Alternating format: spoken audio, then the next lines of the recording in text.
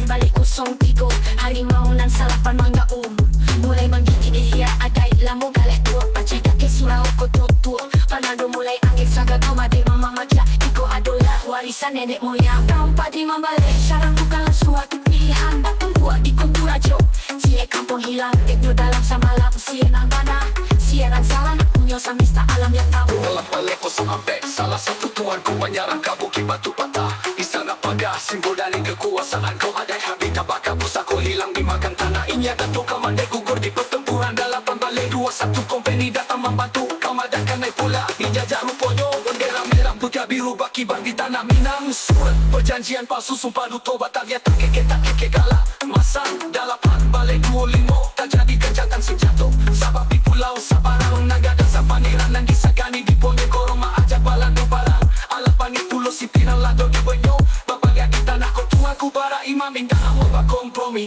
ini dalu jadi saksi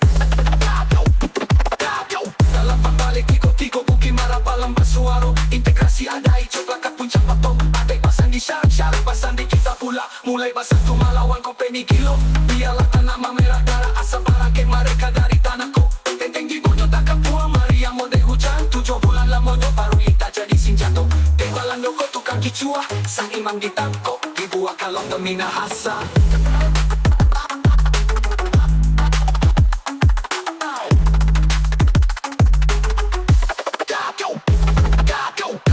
balik 38 padri jatuh sudah di antara para tuanku adonan hilang birokan adonan syahid di pidoli minangka bau indah punya awak lain gara jorok di pasok kopi ditanam dan dijual ke pelabuhan matrilinal dirangkit bagian 3 undang-undang company di pengasingan jauh sang imam menulis tapi sejarah diputar tangan-tangan nan jahit tolicek undokan domarato di balik kabui sejarah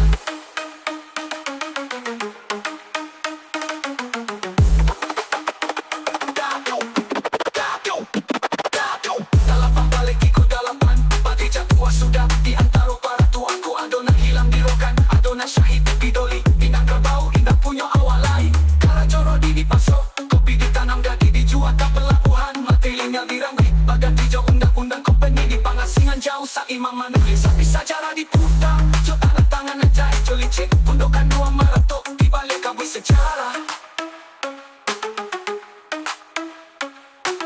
wahai anak kemanakan satu cucu dengarlah kabarku lalu sampaikan Parang Padri bukanlah sekadar perselisihan saja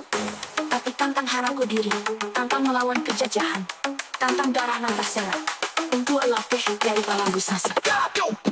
sabuk darah pejuang mengalir di sungai Batam mobilin yang namanya tak lupakan bilo-bilo ada warga tujuan sakit coba hari yang saya mix di liden